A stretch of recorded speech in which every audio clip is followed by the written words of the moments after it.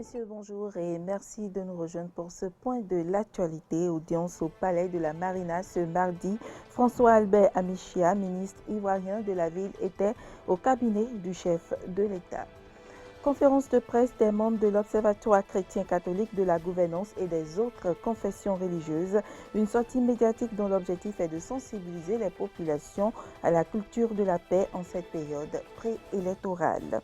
Et puis, résultat de l'élection présidentielle au Niger, selon les premières estimations, Mohamed Bazoum, candidat dauphin du président sortant, a remporté près de 56% des voix face à son adversaire, Mahaman Ousmane.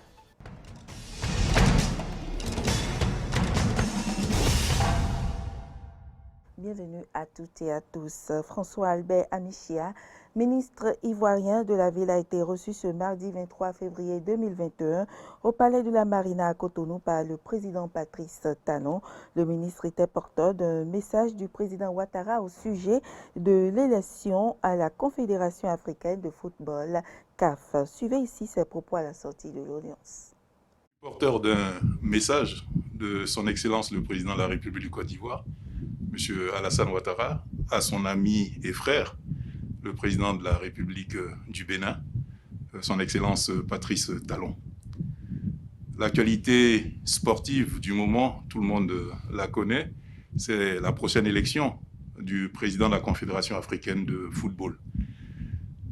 L'Afrique de l'Ouest espère conquérir la présidence de cette grande institution du football africain et espère aller de manière unie. Et nous connaissons tous la passion du président Patrice Talon pour le football, sa connaissance du milieu du football africain. Son aîné, le président Alassane Ouattara, nous a dépêchés auprès de lui pour prendre des conseils et ses recommandations afin que l'Afrique de l'Ouest parte solidaire, unie à cette élection. Je dois affirmer que j'ai été agréablement surpris par la connaissance du monde du football par le président Patrice Talon. Il nous a développé la politique qu'il est en train de mettre en œuvre ici et il nous a fait part de recommandations que nous allons traduire à notre ministre des Sports, à notre Premier ministre et au président Alassane Ouattara afin que le 12 mars soit une date historique pour le football ouest-africain. Les membres de l'Observatoire chrétien catholique de la gouvernance et des autres confessions religieuses étaient face aux hommes des médias ce mardi. Et objectif, sensibiliser les populations à la culture de la tolérance et à l'acceptation de l'autre aux fins de pérenniser la paix en cette période du déroulement du calendrier électoral au Bénin. À cet effet, des recommandations ont été faites. Écoutons le représentant de l'OCCG au micro de Carole Olaye et Romaric Devauchy. Le présent message vise à nous rassembler pour répondre d'un cœur unanime aux défis du rapport de complémentarité à maintenir entre religion et pouvoir politique. Il s'agira, autour de 6 points, de montrer le fondement et la contribution des confessions religieuses à la Constitution nationale, autour des valeurs de défense de la sacralité de la vie humaine à préserver contre toute violence. Pensons à Dieu et acceptons de ne pas recourir, pour quelque raison que ce soit, à des comportements de haine, de violence. Notre peuple est un peuple qui craint Dieu, en dépit de tout. Et il cultive en ce sens la culture de la paix et non de la violence. Comme dans le passé, vos pasteurs et leaders religieux voudraient vous inviter solennellement à la prière de demande de pardon et d'intercession auprès de Dieu pour le pays, selon le calendrier suivant. La prière renouvelée, intense et abondante pour notre pays est capitale dans le contexte actuel de sa vie politique, notamment à cette phase du processus électoral. Nos pasteurs et religieux nous y invitent, selon le calendrier que voici. Le vendredi 26 février, ce vendredi, journée nationale de jeûne et de prière. Et la prière particulièrement entre 13h et 14h, que partout sur le territoire, dans les marchés, dans les rues, spontanément, à 16h, que citoyens d'un peuple fait de croyants, nous nous unissons pour prier pour notre pays. Demander pardon pour nos manquements et confier au Seigneur notre vivre ensemble pour que rien n'entache la cohésion sociale, l'esprit de fraternité, de réconciliation qui nous rassemble sur le même territoire. Du samedi 27 février au vendredi 26 mars, un mois de prière pour le pays.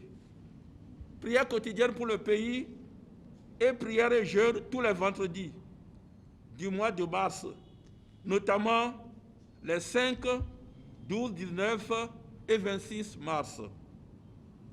Nous vous invitons, chers concitoyens croyants, femmes et hommes de bonne volonté, à offrir au Bénin de voir tous ces enfants s'unir d'un seul cœur et d'une âme pour demander au Seigneur le pardon pour les manquements de ces enfants en matière de fraternité, de justice et de travail promoteur de développement, en matière également de démocratie, de développement d'état de droit, en matière enfin de pratiques politiques et d'organisation d'élections démocratiques, transparentes et pacifiques.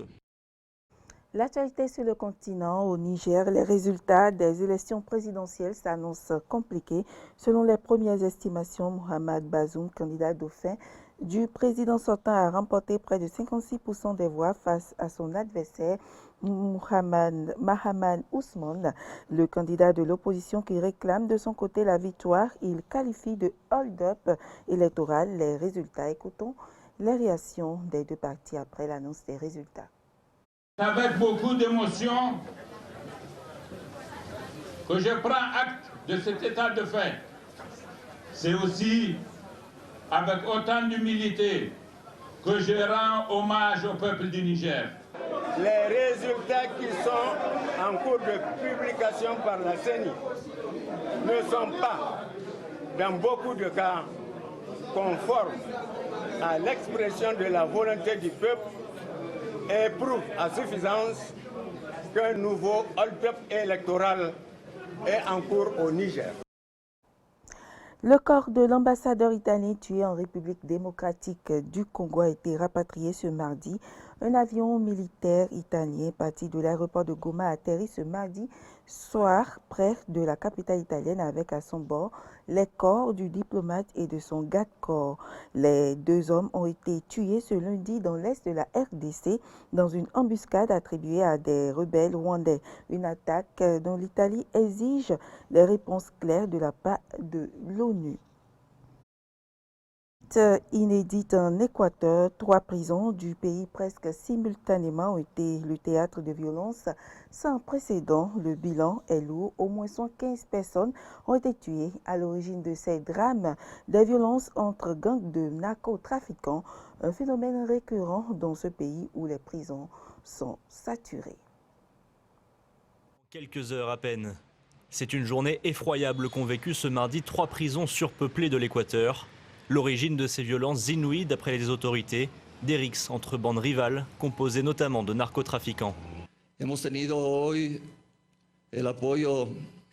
pouvons compter aujourd'hui sur le soutien total de la police nationale.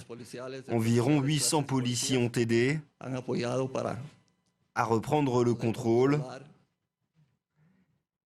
et à rétablir l'ordre dans les centres de détention.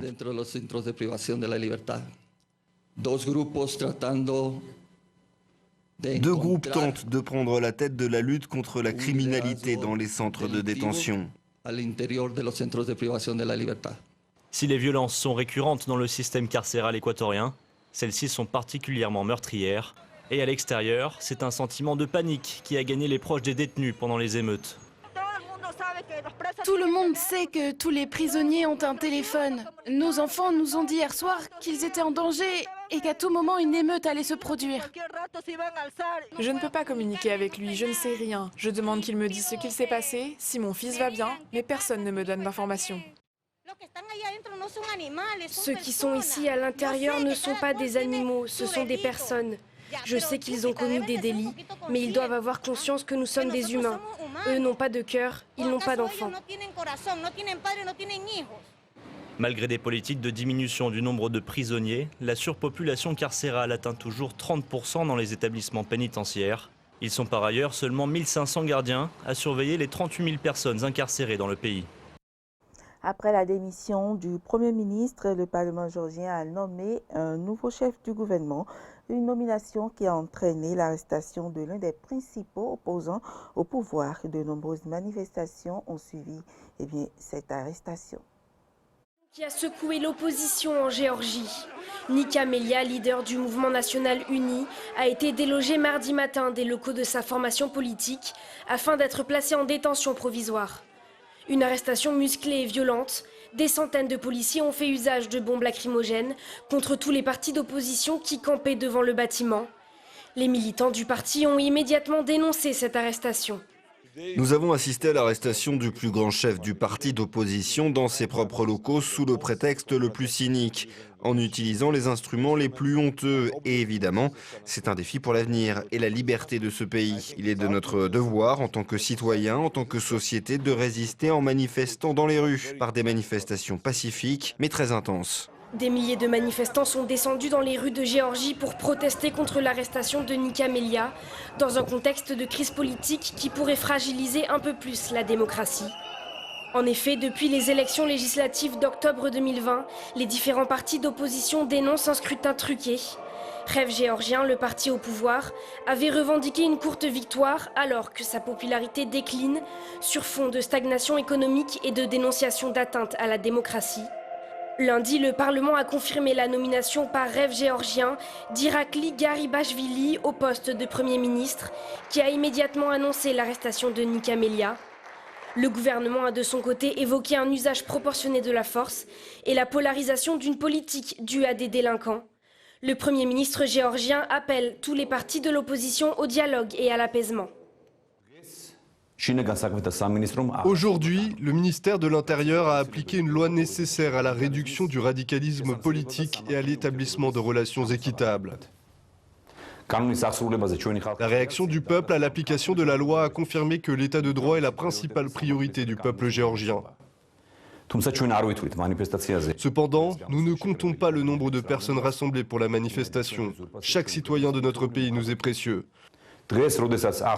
Aujourd'hui, maintenant que la loi est appliquée et que l'État a pris la place qui lui est due, je voudrais appeler toutes les forces politiques qui tiennent à notre pays à ouvrir un dialogue réel et sérieux, à parler non pas de ce qui nous divise, mais de ce qui doit nous unir.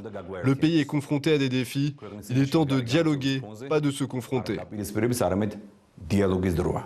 Nika Melia est accusé d'avoir organisé des violences de masse lors de manifestations en 2019 et risque 9 ans de prison.